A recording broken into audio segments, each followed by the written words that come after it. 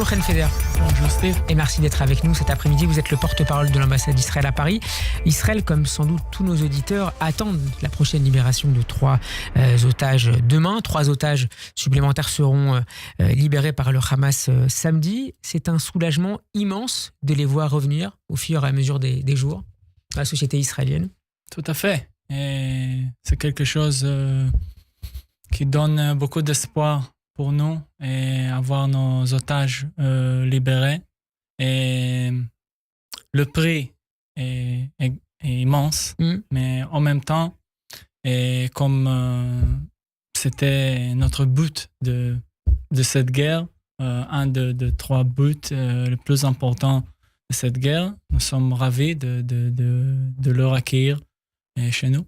Est-ce qu'il faut s'inquiéter néanmoins des exigences de dernière minute formulées par le Hamas ? Pascal nous en parlait à l'instant, notamment sur la question de la livraison d'aide alimentaire aux Palestiniens. C'est un jeu permanent qui se répète et qui se renouvelle à chaque libération.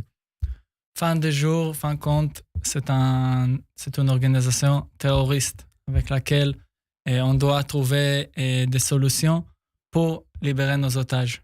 Chaque fois, c'était aussi dans la première libération.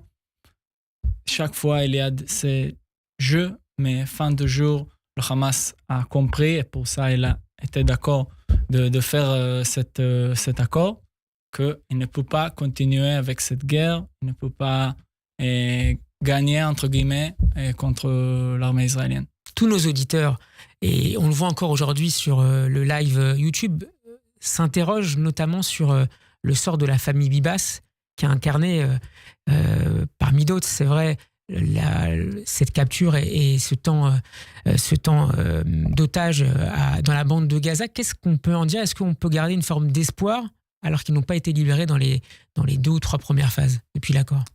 Nous gardons toujours l'espoir. Et le Hamas a dit il y a quelques mois, plusieurs mois, que 3 de 4 personnes de cette famille qui sont toujours à Gaza sont mortes.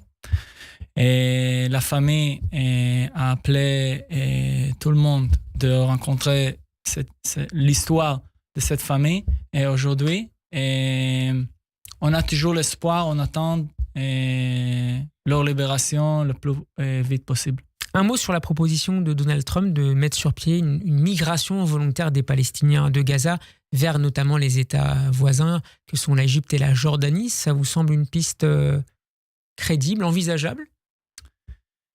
À mon avis, c'est un message très fort aux Palestiniens et au Hamas, disant que le Hamas ne peut pas diriger la bande de Gaza dans l'avenir. Il faut trouver des solutions créatives, des solutions pratiques pour une alternative pour la bande de Gaza, pour les Gazaouais. Merci beaucoup, Ren Feder, d'avoir été avec nous. Je rappelle que vous êtes le porte-parole de l'ambassade d'Israël à Paris. Bon après-midi. Merci, Steve.